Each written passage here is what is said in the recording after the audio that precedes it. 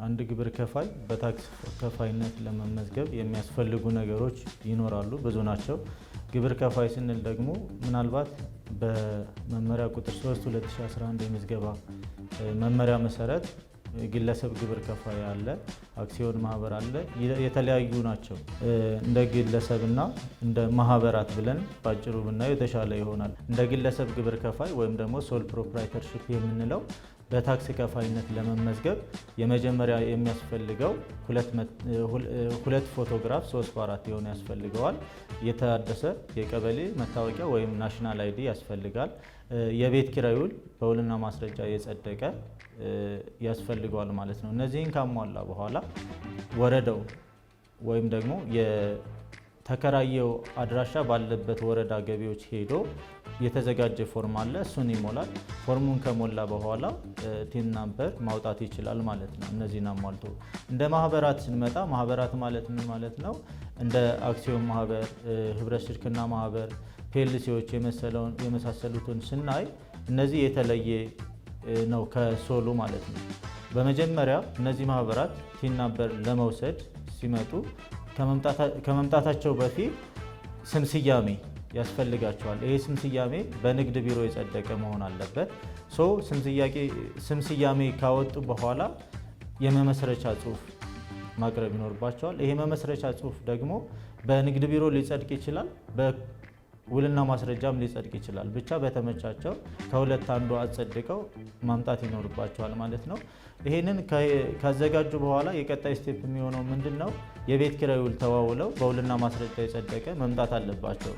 ምናልባት መመስረቻ ላይ ያለው አድራሻ እና የቤት ኪራይ ውል ላይ ያለው አድራሻ ተመሳሳይ ቢሆን የተሻለ ይሆናል። ምክንያቱም አንዳንዴ ግብር ከፋዩ የተለያየ መመስረቻው የተለያየና መመስረቻው ላይ ያለና የተከራየው ቤት ላይ የተለያየ አድራሻ ካለ ቲን ለመስጠት ስለሚያስቸግር ተመሳሳይ ቢሆን የተሻለ ይሆናል።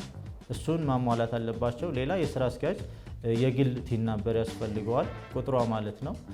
ሁለተኛ ደግሞ የስራ አስኪያጅ ሁለት ፎቶግራፍ፣ የስራ አስኪያጅ ናሽናል አይዲ ወይም ደግሞ የቀበሌ መታወቂያ ያስፈልጋል። እነዚህን በማሟላት ወደ የሚመለከተው ወይም ደግሞ የተከራየበት ቤት አድራሻ ባለበት በአድራሻ ገቢዎች ጋር በመሄድ በገቢዎች የተዘጋጀ ፎርም አለ። እሱን ፎርም በመሙላት የቲን ሰርተፊኬት መውሰድ ይችላል ማለት ነው። ይህንን ቲን ሰርተፊኬት ለመውሰድ ደግሞ ምናልባት ዶክመንቶችን በሙሉ አሟልቶ ከመጣ ከ15 እስከ 20 ደቂቃ ውስጥ ባለው ተስተናግዶ መሄድ ይችላል ማለት ነው። የታክስ ከፋይ ስረዛን በምናይበት ጊዜ ምናልባት ስረዛ በሁለት መልኩ ሊከናወን ይችላል። አንደኛው በታክስ ኦፊሱ ኢንተረስት ነው፣ ሁለተኛው ደግሞ በግብር ከፋዩ ኢንተረስት ነው። በግብር ከፋዩ ፍላጎት የሚለውን ስናይ ግብር ከፋዩ በተለያየ ምክንያት ድርጅቱን ሊዘጋ ይችላል። ምክንያቱ ምናልባት ከስሮ ሊሆን ይችላል፣ ከሼርሆልደር ጋር ለመስማማት ሊሆን ይችላል። ብቻ የራሱ የሆነ ምክንያት አለው። በራሱ ምክንያት መዝጊያ ሊጠይቅ ይችላል። በራሱ ምክንያት መዝጊያ በሚጠይቅበት ጊዜ እንደ ፒኤልሲ ከሆነ ወይም ደግሞ እንደ ማህበራት ሲሆን በውልና ማስረጃ የጸደቀ ቃለ ጉባኤ ማምጣት አለበት። ያንን ቃለ ጉባኤ ካዘጋጀ በኋላ ገቢዎች መጥቶ በደብዳቤ ያሳውቃል። ወይም ደግሞ የወሰደው ግብር ከፋይ ወይ መለያ ቁጥር እንዲሰረዝልኝ የሚል ቃለ ጉባኤውን አያይዞ በደብዳቤ ገቢዎችን ይጠይቃል።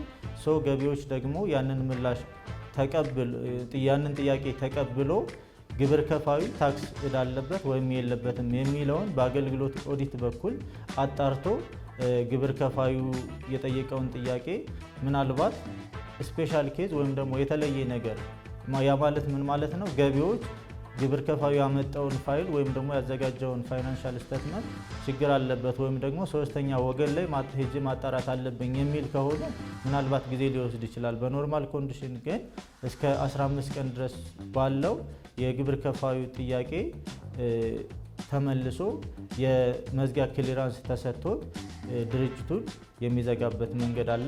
ሁለተኛው ደግሞ በታክስ ኦፊሱ ወይም ደግሞ በገቢዎች ፍላጎት ማለት ነው። ይሄ የሚሆነው ደግሞ ምናልባት እስከ 3 ዓመት በተከታታይ ካላሳወቀ ገቢዎች የራሱን የሚወስዳቸውን ማጣሪያዎች አድርጎ ወይም እርምጃዎች ወስዶ የግብር ከፋዩን ቲን ሊሰርዝ ይችላል ማለት ነው። ሁለተኛ ደግሞ ምናልባት በፍርድ ቤት የተያዘ ከሆነና ፍርድ ቤቱ ድርጅቱ እንዲዘጋ ወይም ደግሞ ቲኑ እንዲመለስ ከአዘዘ በዛ መልኩ ግብር ከፋዩ የወሰደው ቲን ወይም ደግሞ የግብር ከፋይ መለያ ሊሰረዝ ይችላል ማለት ነው። ስረዛ ለማከናወን እንደ ታክስ ከፋዩ ፋይል ይወሰናል። ምክንያቱም ታክስ ከፋዩ ብዙ ትራንዛክሽን ካለው ብዙ ፋይል ካለው ብዙ ማጣራት መሄድ ያለብን ነገሮች ካሉ ለምሳሌ ደብቆ ሊመጣ ይችላል ገቢውን።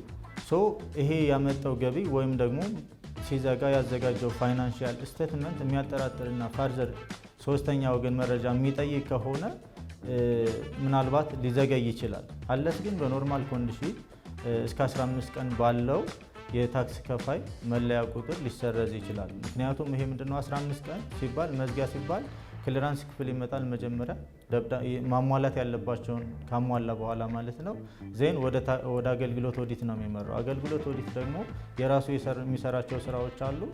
አንዱ ከዛ ውስጥ መዝጊያ መስራት ነው። ስለዚህ መዝጊያ ደግሞ ብዙ ጥያቄ ሊቀርብ ይችላል በአንድ ወር ውስጥ ወይም ደግሞ በአንድ ጊዜ።